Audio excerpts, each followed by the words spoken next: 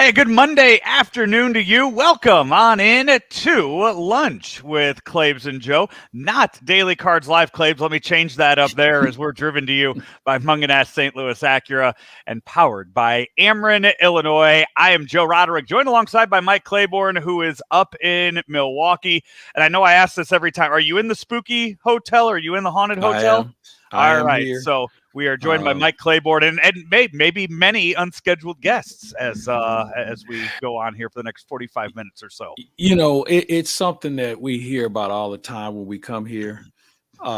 It's creaky. I mean, you hear kind of different noises. I just think the place is old more than anything else.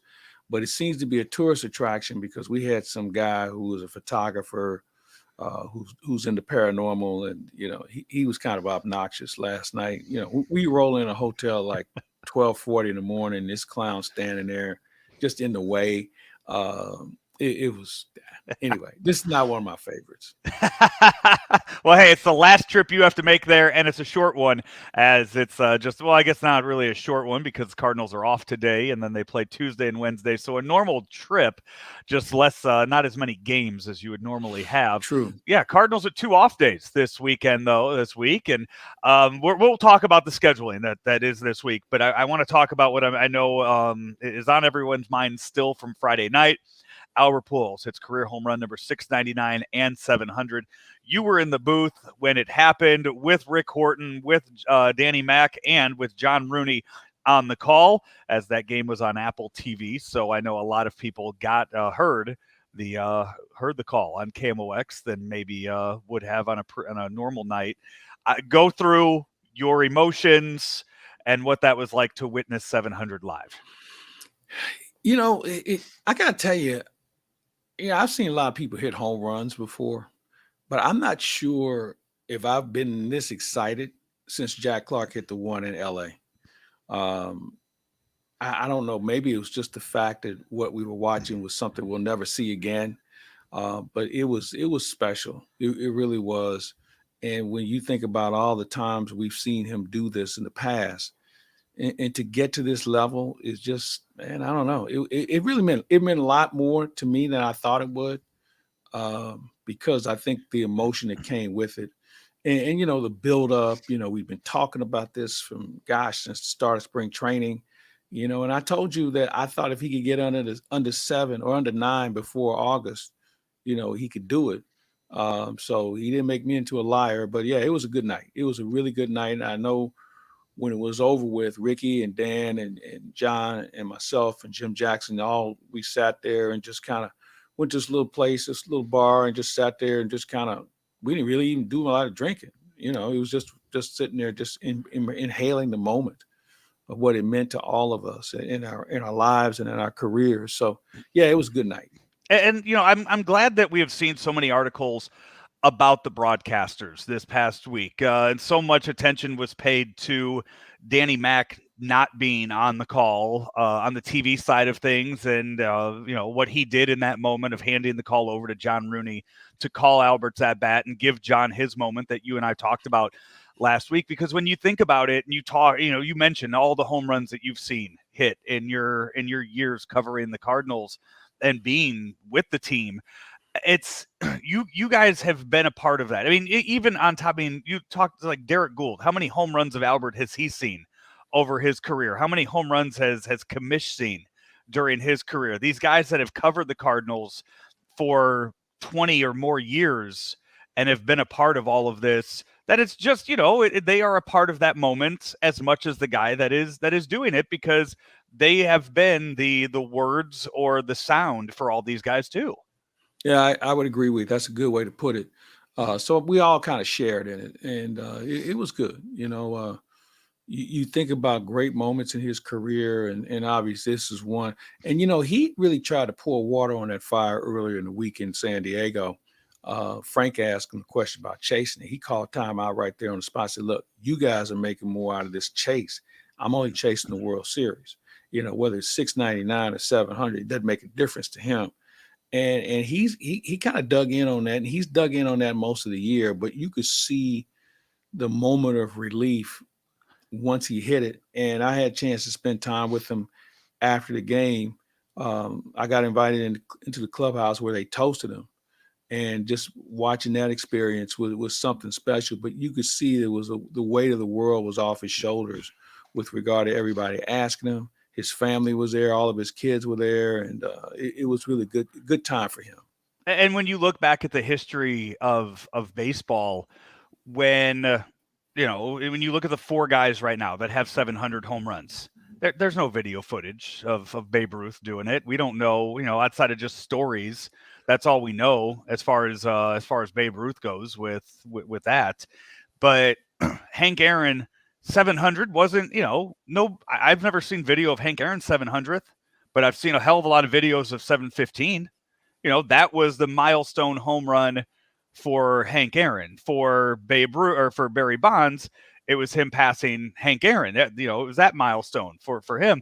For Albert, he's not going to pass Babe Ruth. He's not going to get 14 home runs these next week. Although, I don't know, Pirates pitching, we could see something special. But 700 is going to be that memory that's going to be there forever, unless there is unless that's going to be his most memorable home run, unless there's something that he does over this next month, 5 weeks of his Cardinal career, of his baseball career, that tops what we saw in LA. Well, I think he still has one other thing that's reachable, and that's 6 more RBIs, and he would pass Babe Ruth to be second. And I think that's a monumental task in its own right. But everything he does now is just it separates himself from everyone else. So that may be the one thing that's still left. And we'll see, as you mentioned, the Pirates might be hospitable and maybe help contribute. So we'll see what happens. Although, the first thing at hand now is Milwaukee Brewers and putting them away. Yeah, that one win this week gets clinches it for the Cardinals. Magic number is 3, but one win means the Cardinals win the season series, and means that in lieu of a tie, the Cardinals win the first tiebreaker for that. Remember, there is no game 163 this year in baseball. The regular season ends next Wednesday. There is nothing more after that. So that is something new this year. Another one of the another little wrinkle in all of the new rules for baseball. Game 163 was always fun. When it happened, they were always fun because in a lot of cases you couldn't time it out to have your ace go. It was kind of all hands on deck. It was so much it was a game 7. I mean, it was a win or go home game in a lot of cases. I don't like that they took it away, but with the weekend wild card that we're going to get here in about in 2 weeks, I'm looking forward to seeing some of the things that brings. Well, I think will even be more interesting how baseball stacks up against college football and the NFL, and even high school football. I mean, you're going up against the big dog on an opening weekend where the game should be competitive. But I'll be interested to see where they stack up from a rating standpoint against college football and certainly against the NFL. Yeah, we will. Hey, we'll see that coming up in a few weeks. Hey, the rest of the races around Major League Baseball, as a lot is coming into the picture, and we will see. I would say, I mean, the Brewers are still hanging in there for that third wild card spot. If we start in the National League with that, they are a game and a half behind the Phillies, and the Phillies are reeling right now. They are they have lost 7 of their last 10. And San Diego has pulled a game and a half ahead of them for that second wild card spot. So right now, Philadelphia would be the team that travels to St. Louis for that best of 3 weekend series, wild card series. But the Brewers, they play all of their games at home the rest of the season. They are home. They are up there at what is it, American Family Field now? Is that the name of it? Who Miller knows? Park. Yeah. They are. But they are up there for the rest of the season, and they are playing the Cardinals for 2, and then the Marlins and the Diamondbacks. So outside of facing Sandy Alcantara, they should win most of those games. Yeah, no, you're right. And one of the things that they have to look at, if they don't get in, they don't have anybody to blame but themselves. And it started in spring training when they knew they needed a bat and they didn't do anything about it. They still found out they needed a bat at the All-Star break, didn't do anything about it. Guys haven't lived up to the expectations. Although Adames has had an incredible season, but when you look around and now you have your final 6 games at home, you really don't have any excuse on why you're not in postseason play. So No, we'll see what happens. We'll see what happens. It's going to be a battle because one of the things you have to take into account, all these teams that are fighting to get into playoffs, they're already in playoff mode. So when they walk into the first round, they'll be ready to go. They may be a little tired, but they'll be ready to go. And I like a team who comes in fresh off of getting in compared to a team like the Dodgers who's going to sit around for a while. And I was talking to Dave Roberts about that when we were out in LA. And they've got some things they want to try and implement to make sure they keep guys sharp. He said the fortunate thing is they've got enough veterans on the team who know how to get things done. So I think they have the biggest challenge right now. As good as they are, their bullpen is a little shaky. The starting pitching is good, but they're missing some guys, and they strike out a lot, man. They hunt fastballs. If you throw something off speed to them, they might be in some trouble. So it's going to be fun to watch whoever they play, and if that other team jumps on them first, man, they're going to be in trouble. let's talk about the veterans on the Cardinals, because as one win in Milwaukee clinches that spot. They are out of reach of that number 2 seed right now, so they are secure in that third spot. They know that they're hosting they know they're going to be hosting next weekend. It's just a matter of who. Albert Pujols, we saw start a lot of games out west, and I don't know what the plan is for him the rest of the season. He's gotten that milestone. You want him to be as fresh as possible, because the way that he hit the second half of the year, this isn't just going to be some pinch hitter you're bringing in against lefties in the postseason. This is a guy that you might rely on to start 2 of those 3 games in that wild card series, and then plan for the NLDS. You have Yachty, who we saw has not played did not play 4 straight games. It was all Andrew Kisner back there outside of the Wainwright starts. And we are seeing some guys maybe starting to reach the end of the road here. Adam Wainwright, it's been well documented, has a dead arm right now, and the Cardinals are planning to just pitch right through it until he figures it out. What do you do with some of these veteran players on the Cardinals now, these final 8 games? I still think you have to play them. You may not play them whole games, but you get them in and get them a couple of at bats. The Wayno thing is a concern. It's one thing if you're 31 and you have a dead arm, you come back. It's another thing when you're 41. Is it you have a dead arm and you just don't have it anymore? And I think that's where we're at with regard to a crossroad. Talking to Ali Marmol yesterday about it, he felt like Adam knew himself better than they could diagnose. So that's why they elected not to skip a start with him. They want to just see if he says he wants to try and pitch through it and find it. But, there's a lot of things that go into that. Maybe he just doesn't have it. I mean, he's 41. And, you just don't see guys excel at that level with such regularity. So I really wonder how this is going to shake out. I could easily see him not being in rotation in the first round. I was just going to ask, what right now with what we have seen let's take the last 2 turns through the rotation. Let's look at that. If you are putting together the 3-game weekend against the Phillies, what 3 are you starting?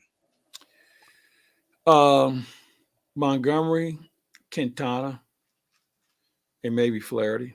No Michaelis. Oh, I'm sorry, Michaelis. I'd start Michaelis. And the reason why, because Michaelis over who?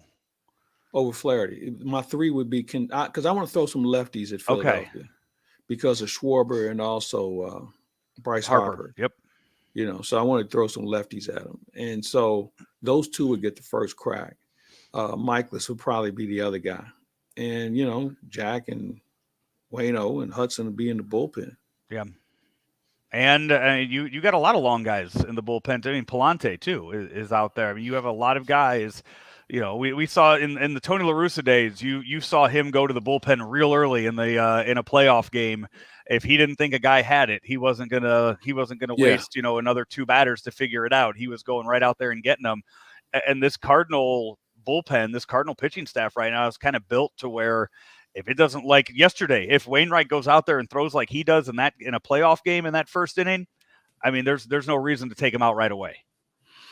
Well, the other thing is when you look at these guys, I think the key is not making sure they don't give up any runs.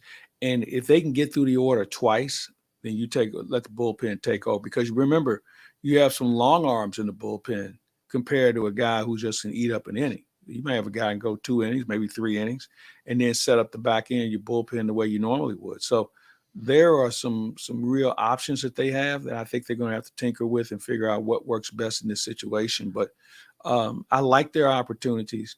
Dodgers don't hit left-handed pitching well either. So there are enough good lefties that they have, I think, can come in and really do a good job, because this hasn't always been the case in the past. The out of the American League, things look like we know what 6 teams are going to be in the playoffs, and I think we, outside of 1, 2, and 3 in the wild card, we know where everyone's going to end up landing there too. With the Guardians clinching their spot over the weekend, the White Sox just completely fell off. The White Sox, I don't know if it was losing Tony La Russa, or if it just wasn't a team built to play 162 games, and they just finally, injuries caught up to them and everything else. They're losing 6 in a row. They're out of it.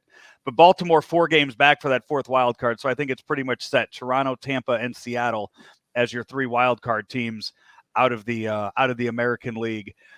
I tell you what, I'd like to see Seattle jump over. I'd like to see Seattle, or I should say, jump up there, because I want to see what that playoff atmosphere would be like at Safeco for that 3-game weekend. I'd like to see them climb up there and get that 1 seed. We know what Toronto will be like. You know how crazy it'll be up there. I want to see what Seattle will be like after all these years. Well, you're spot on there. Seattle could be fun. I think Houston's a team to beat, though. Yeah. Everybody's kind of moved away from them, or really hadn't paid them a lot of attention. I mean, they play well all year. They've got good pitching. They can swing the bat a little bit. And they've got Dusty. I mean, there's something to be said for that. I think the American League postseason is going to be riveting. I really feel like the real stories in baseball will come out of the American League, because, as good as the Yankees were at the beginning of the year, they were just as bad in the second portion of the season. And then you have Toronto, who I think everybody feels like is ready to make that next step. There's Tampa, who was in the World Series 2 years ago, and they haven't made any mistakes along the way. Cleveland, Terry Frangona's done a really good job, and man, they don't make outs, man. I mean, they don't strike out. That Stephen Kwan is something to watch. So they've got pitching also. So I really look at that American League. It's going to be very, very competitive. And yeah, I mean, you look, the teams that you just mentioned, talk about how much fun Seattle is. How young and fun that Toronto team is. And when you look at that in contrast to the veterans of the Astros and the Yankees, who have been there for so many years, and those are teams that are going to go in there, business as usual, expect to just go in there, do their job, get to the ALCS and play for a World Series appearance. Where you get into the thing where, we've seen this how many times in sports, where a team is too young to know better, too young to know they don't belong at a place yet, or they've arrived a year too early for something like that. And I think that's where you fall into with a team like the Blue Jays or the Mariners. I think if there's one thing you like to have, is maybe just a little bit more experience to help guys get through this, because the format's different. You got to make sure guys understand how to pace themselves. And I've always felt those things were important to have on your ball club. And those teams don't have those guys. Finding one of those guys is really hard to do, who can still contribute. But still in all, I think it's going to be a lot of fun. I think you're going to see some really great moments in some teams. Somebody's going to break through here. Okay. Somebody's going to break through and make a statement here. And it could be one of any of those teams. We will we'll see. Hey, 8 more regular season games left. 2 in Milwaukee on Tuesday and Wednesday. The Cardinals are home this weekend, Friday, Saturday, and Sunday, against the Pirates, before flying to Pittsburgh and taking on the Pirates Monday, Tuesday, and Wednesday next week to end the season before all the fun starts of October baseball. We will take a break. When we come back, we have a lot of football to talk about. It's college football, big college football weekend, upsets in both college and the NFL. We will get to both of those here in just a bit.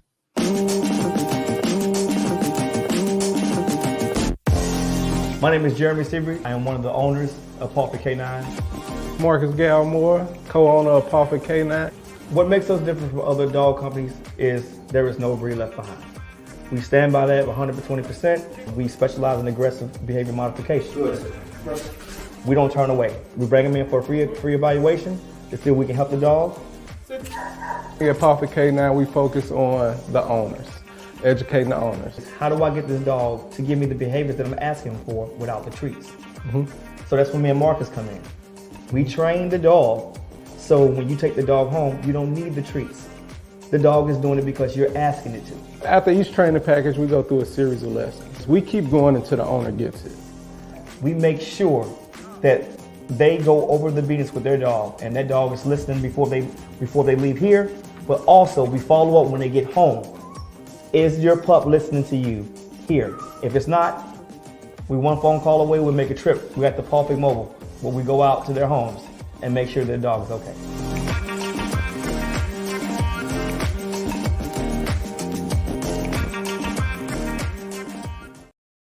Back here on Lunch with Claibs and Joe, driven by Munganess St. Louis Acura, and also Claibs, Ameren, Illinois. And I know we've talked about it a few times, but recently you had a chance to meet the new president there at Ameren, Illinois. Yeah, Lenny Singh is the new president of Ameren, Illinois. He's got an impressive background, and he's got some vision. And we're going to have a sit down with him hopefully next week and talk about some of the things that he has in mind and kind of seeing where they fit in community-wise. But, you know, Ameren has been so proactive over the years about making sure that they service their entire area, their, you know, whether it's urban or whether it's suburban, whether it's rural. They've done a phenomenal job in trying to stay one step ahead. And we talked about the electric vehicle plug-in stations that they're developing throughout Southern Illinois. And they've got so many other things that are going on. So you will start to hear more about Ameren, Illinois, and what they're able to do, not only in your own backyard, but throughout the state of Southern, the area of Southern Illinois, their service area, because they're not just electricity, they also are involved in natural gas as well. So a lot of good things coming up. We shift gears now, talking at college football first before we get into the NFL schedule this past weekend. Let's just start at Mizzou. Let's start local. Let's start at Mizzou. They were down taking on Auburn this weekend. A really ugly game, 17-14. The Tigers lose to Auburn in a game that Mizzou had more than two opportunities to win, not only in regulation and in overtime. Just flat out guys not doing their job and just failing to execute when it came down to it. Maybe one of the more embarrassing losses that we've seen in a while. I mean, Missouri's been on the wrong end of a lot of losses, okay, over the years. You pick the coach, I'll give you one that he would like to have back.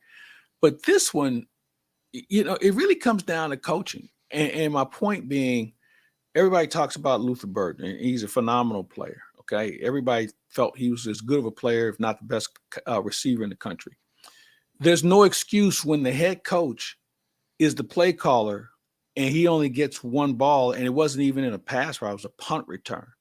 So this is a coaching issue more than skill or anything else, because this is something that he has had on the board since last year. Since Luther Burden committed to Missouri, you mean to tell me that of all that time that you had, you couldn't find one play to get the ball in his hands? And okay, if he throws an interception, so be it. If it's a tip, so be it. But what if he catches it? What if it's a pass interference penalty? And I don't care how many people they had doubling him, you have to force the issue. So as much as I like and respect Eli Drinkwitz, I just thought that this was a poorly executed game plan on his part, because he is the play caller. Normally when we have this situation, we always want to talk about the offensive coordinator and maybe he's got to go or he's not doing this, not doing that. That's not the case here. He's the guy. He hired himself to do it, and it's not working. And it's not going to get any better next week because you have Georgia. And what are they, 4 touchdown underdogs already? I mean, how often does that happen to you when you're in a conference game? This is a conference game, and you're a 4 touchdown underdog. At home.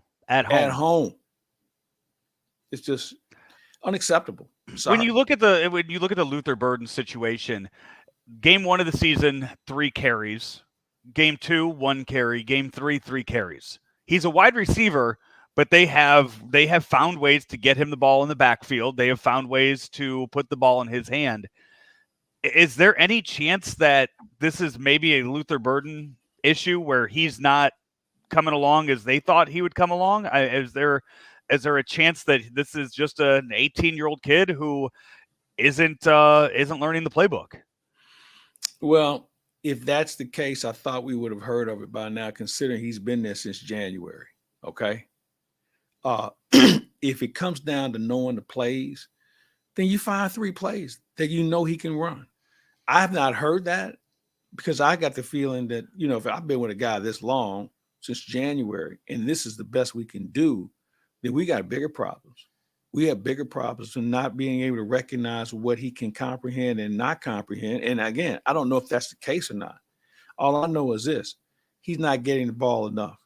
And while Lovett's having a pretty good year, just rotate him. Throw to this side one day. Throw to that. I mean, keep it simple if that's what it comes down to. But what we're seeing now just doesn't work. Do you start to worry about Luther Burden possibly entering the Yes. train? There's no doubt. There's no doubt. And if he does, then you're done. Yeah. If he goes after his freshman year, then you're done. Yeah. I mean, right now, that might be the only thing keeping him there. So I don't think there's any chance at all you can shock the world against Georgia this weekend, but need to figure out a way to get some more wins after Georgia passes through. Well, you better show up for Georgia, okay?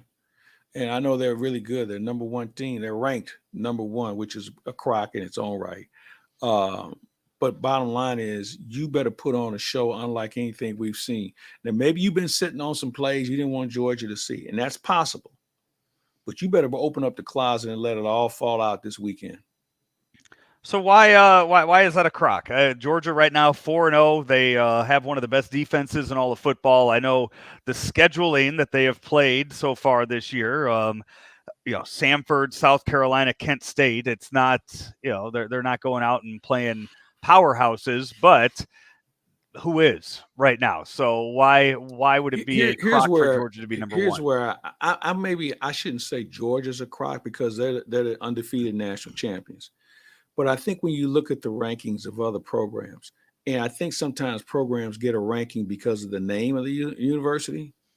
And I'll give you a good example. Miami loses to Middle Tennessee State. Oklahoma loses to Kansas State. That's not supposed to happen. But Right. because they're Oklahoma, because they're Miami, they get a higher ranking. This is where I go back to my original point. You don't know who can do what in the first 4 weeks of the season because we don't know. Between that, throw in the fact that you have the transfer portal having such an impact on so many schools. The fact that you have coaches that are already on the hot seat and we haven't even got to October yet. There's so many, like today, Georgia Tech fired their coach and their athletic director. There's so much turmoil within college football. To actually rank a team, I think you're doing everybody, including that school, a disservice. I was going to wait for a little bit to bring up the Georgia Tech opening because the rumors are swirling about who their next head coach is going to be, and right now, all eyes are on Deion Sanders to possibly become the next head coach at Georgia Tech. Claibs, I know we talked about this last week and some of the possibilities for where Deion could fall. Is it possible for him to go back to where he played many years in the NFL in Atlanta and play for Georgia Tech? That's a good question, but here's my challenge. Georgia Tech is not the easiest school to get in, all right? Now, they've turned out some good players over the years, but, I think that's a little bit of a challenge. That I'm not saying Deion Sanders couldn't do it. I mean, he's as connected in Atlanta as anyone. But Georgia Tech is a little bit of a different bird when it comes to academic standards. And that might be a little bit of a challenge for them. If you look back, Charles Johnson was their last great player. They've had a couple other guys on the defensive side that were good. But, it's a little tougher from a skill set and an academic set to get in. And you mentioned Deion. I think, Joe, every school in the South at this point, if they fire somebody, his name's going to come up. Mm-hmm. I don't see Deion Sanders being a candidate at Nebraska. I don't see Deion Sanders being a candidate at school out on the West Coast. I see him in the SEC, ACC, somewhere in that vicinity. maybe Big 12. I don't know. But, I just think that at this point, he's certainly worthy of it, worthy of an interview. But, when that happens, I don't know.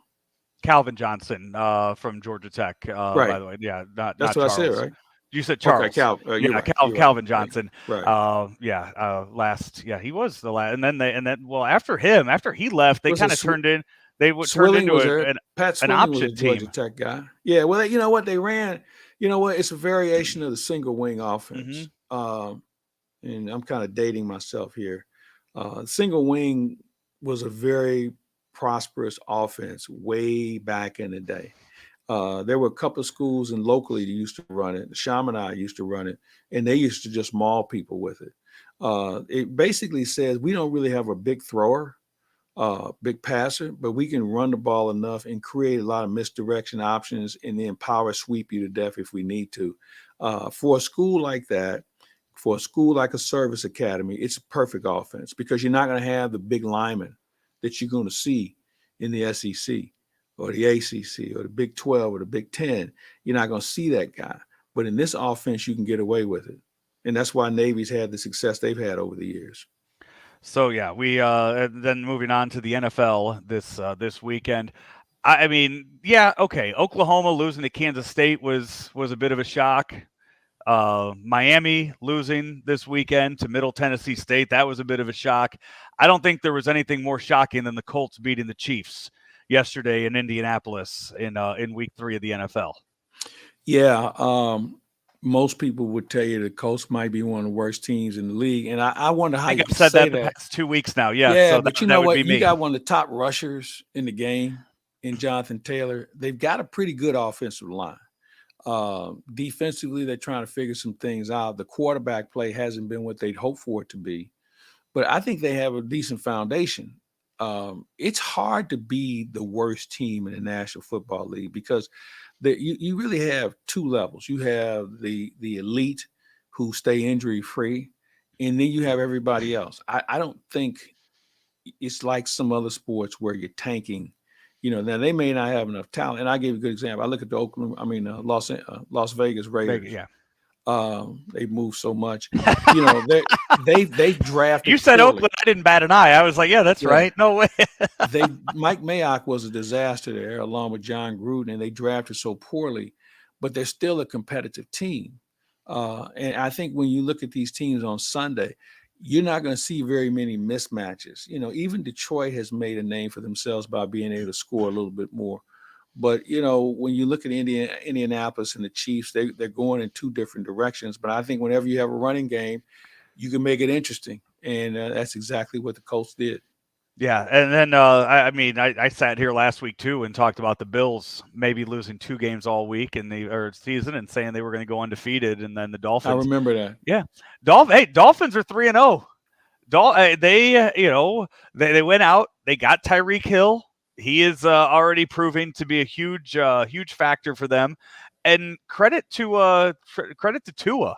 Because all of the rumors this offseason about how they would have rather had Tom Brady than Tua and how they would have traded Tua and moved on from him after 2 years in the NFL. And he is showing that he could really be a future, all-pro quarterback in this league. He's gotten off to a good start. Yeah. I really feel like that talk about Tua was more administrative than coaches. I didn't hear coaches say it. I knew a few coaches on that staff who liked him. They just thought he needed a better opportunity with some people to throw to and have a reasonable running game. Now you bring in a new coach, and he's got a clean slate with Tua, and it's giving him a few more weapons to work with, and I think we're seeing it pay off. That was more of ownership / front office administration who kind of wanted to roll that Tua thing out there and the Brady issue just to create a little interest. But I think people who really watch the game can see he's got a decent arm. He's mobile, and he's done a good job in not losing games for Miami so far. Yeah. He other notes or other things that jumped out at you from this past weekend in the NFL? Well, the running game is almost extinct. And I know we had 400-yard rushes, maybe 5. But you remember how everybody's like, we got to run the ball. We got to run the ball. Man, listen, they are airing this thing out more unlike anything I've ever seen, where 50 passes in a game. I think it's going to be the norm here down the road, the way they like to throw the football. And, because, and I really believe it's the fact that you don't have enough offensive linemen who know how to run block anymore. So pass protection is a little easier for them. And I think teams are just more comfortable with that compared to saying we're going to pound the ball, we're going to run the ball 30 times. Now, they don't run the ball 30 times anymore. They'll throw it 30 or 35 before the half, and then we'll see what happens after that. But I thought that stood out to me more than anything else. You got some teams that are still trying to find their way. As I mentioned, I don't pay attention to it until week 4. And I think what we saw over the weekend with what Carolina was able to do, what Jacksonville was able to do, you mentioned Indianapolis, Cincinnati's trying to find their way. You still have some teams trying to figure it out. Throw in the issue of injury. When you see Micah Hyde go down for Buffalo, you see Trent Williams now with a high ankle sprain with the 49ers. You see Mac Jones go down with a high ankle sprain. Now the injury bug starts to creep in, and then you have to ask yourself the question, how good are we in the backer row? How well do we draft for guys who can come in and give us some quality downs? Yeah. The one more game left on the schedule. That is tonight. It is the Cowboys traveling to the Giants. Giants, one of the last remaining undefeated teams on the year. As I mentioned earlier, the Dolphins, they are 3-0, and then you have the Eagles that are 3-0. Giants right now 2-0. That game tonight, Monday Night Football. I have not seen anything as far as who the Manning cast is going to have on tonight, so. Can't tease any of that just yet, but two good options, either Joe Buck and Troy Aikman, or the Manning cast for tonight's Monday Night Football game between a Cowboys team with trying to figure out who their quarterback is, and the Giants team that so far has escaped 2 weeks with victories. By the way, it'd be nice if Ezekiel Elliott could get it going again offensively.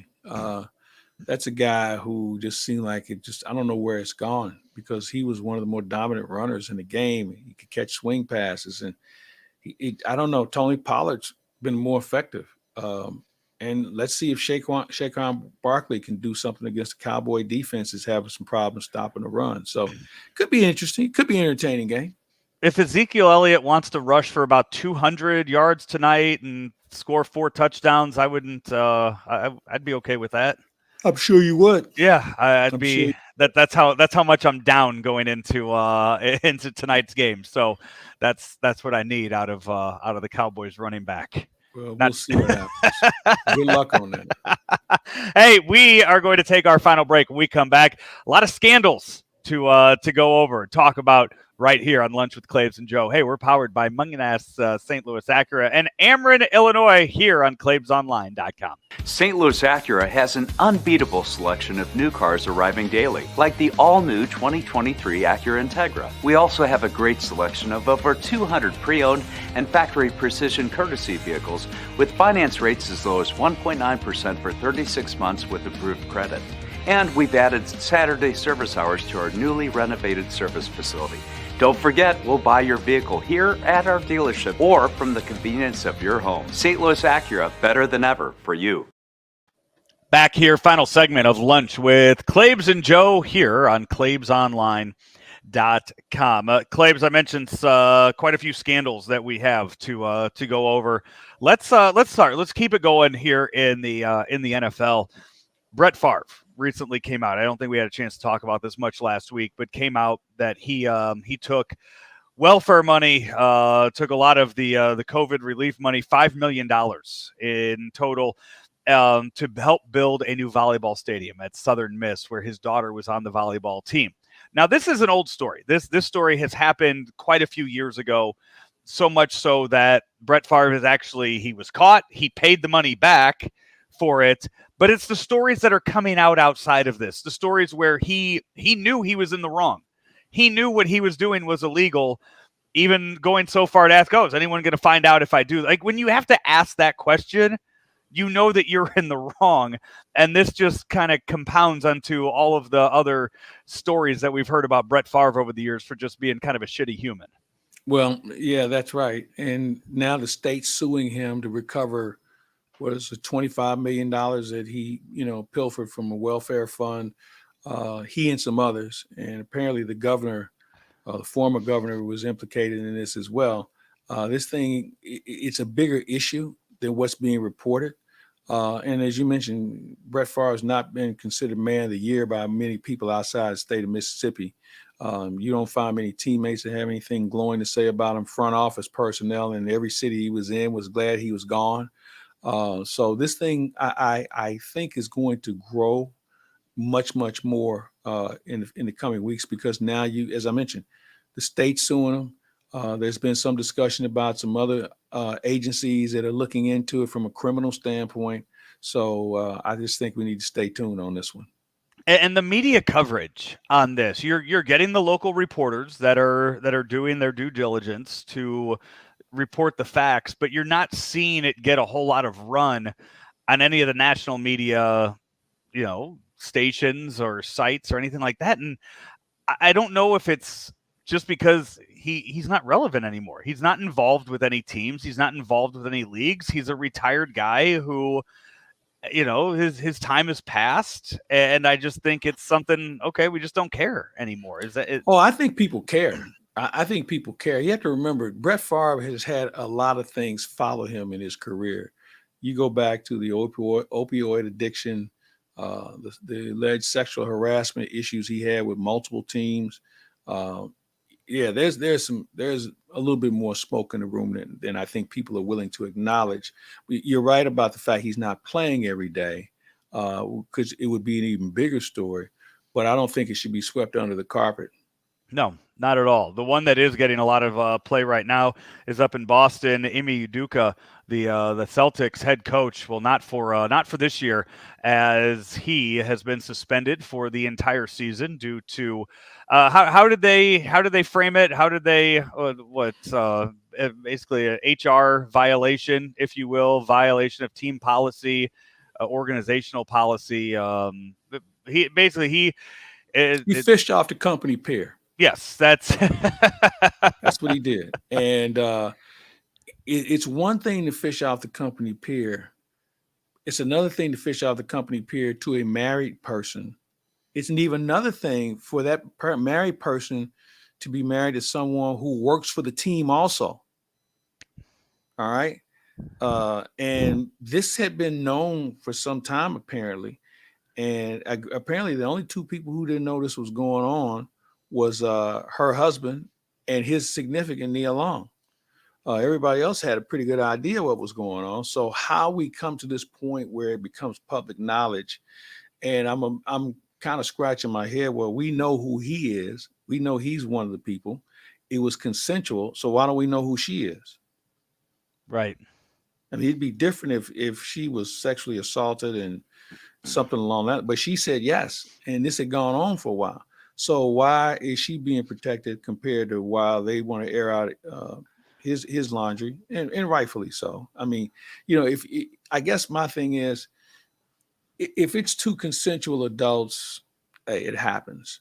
It happens in sports all the time. Doesn't necessarily make it right because they work in the same building, but those things do happen. And now how they've addressed it, you can say yay or nay to it. But, I think as far as the coverage is concerned, it's been a little slanted in my opinion.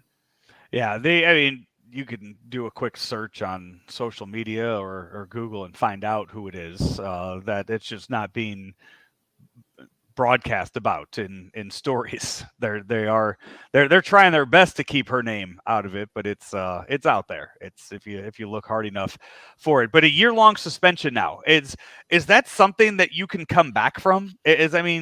Saying, okay, you're suspended a year, but hey, right when the season ends, you're right back in it. I think that depends on who the guy who's going to work on an interim basis, how well he does. Right. And he's got a set of issues himself from back in the day. So who would they say it is? Joe Mazzulla.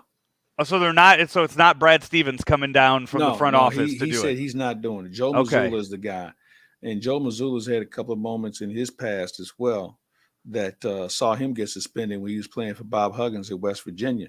So I mean, if he can turn around and do a nice job, then so be it. But I think this is another story, Joe, that's going to have more chapters to it than maybe we want to bargain for. How they fix it, I don't know. And what kind of distraction is it going to be? Because Missoula is 32 years old. 34. Okay? 34. Never been a head coach at the NBA level. Was coaching at Salem College 3 years ago.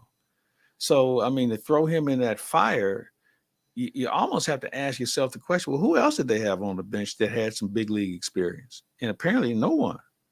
So this thing has a chance to really blow up in the Celtics' faces. And me being a Laker fan, that's okay with me. The Celtics, they're built to win again this year. So this is it's a pretty big season for them. It really is. And how they handle it from this point on is going to be very interesting. And finally, the last bit of controversy, the Phoenix Suns are going to have new ownership. We talked about this a few weeks ago, all of the punishments that were handed down. Well, now he has announced that he is going to sell the team. It's going to be worth a lot of money when that final sale goes through. I was talking to somebody yesterday about this, and he seemed to feel like it was going to go for like $2.5 billion.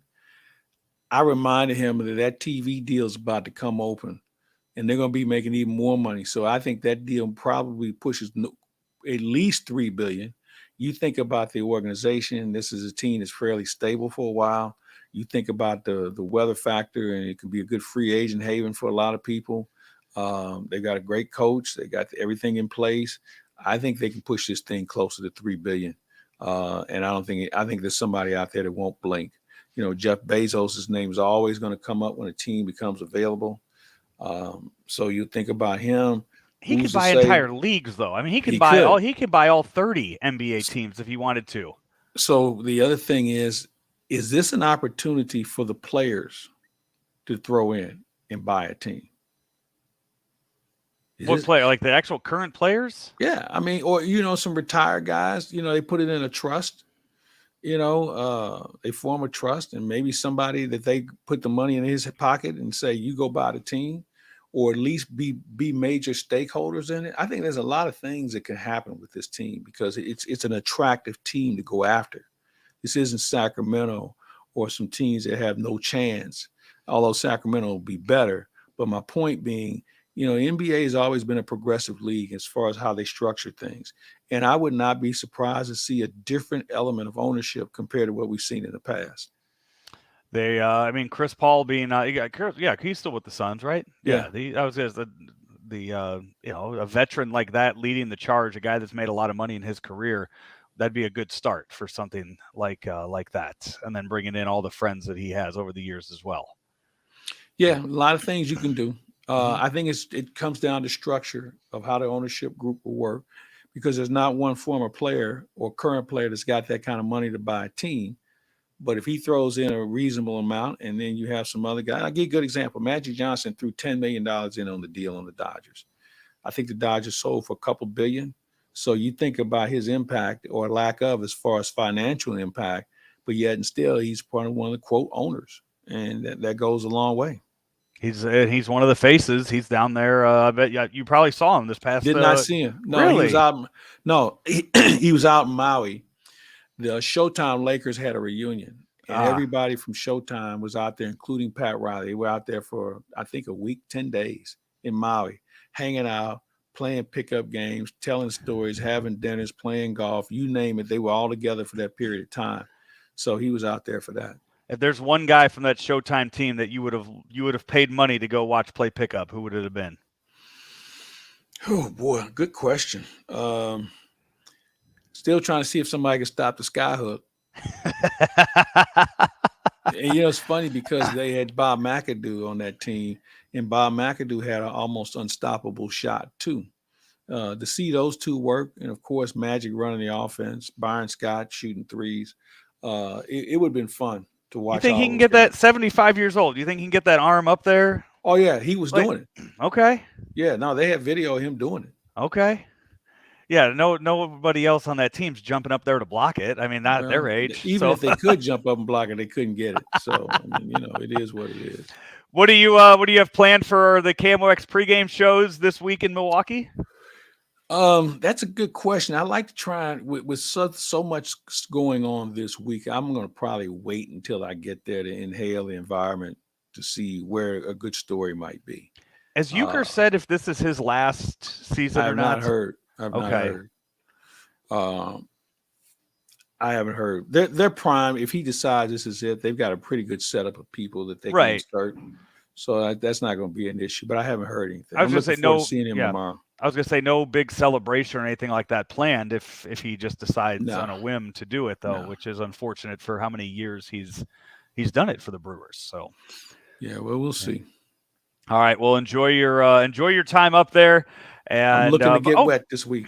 By the way, hey, new 5460 Joe West podcast just dropped today with Adam Wainwright. Joe and Adam talk about their relationship on the field and talk about a similar interest they both have off the field and some of the names that they throw around with each other. It was a really fun talk that Joe West and Adam Wainwright had. That you were the host of that. Yeah, we had a lot of fun with that, and we thank Adam for taking some time out during the season to do it. And it won't be the last we've heard of him. I can promise you that. Hey, this has been another edition of Lunch with Claibs and Joe, driven by Munganat St. Louis Acura, powered by Ameren, Illinois. He's Mike Claiborne. I'm Joe Roderick. Lots of great stuff coming your way this week right here on Claibs Online. St. Louis Acura has an unbeatable selection of new cars arriving daily, like the all-new 2023 Acura Integra. We also have a great selection of over 200 pre-owned and factory precision courtesy vehicles with finance rates as low as 1.9% for 36 months with approved credit. And we've added Saturday service hours to our newly renovated service facility. Don't forget, we'll buy your vehicle here at our dealership or from the convenience of your home. St. Louis Acura, better than ever for you.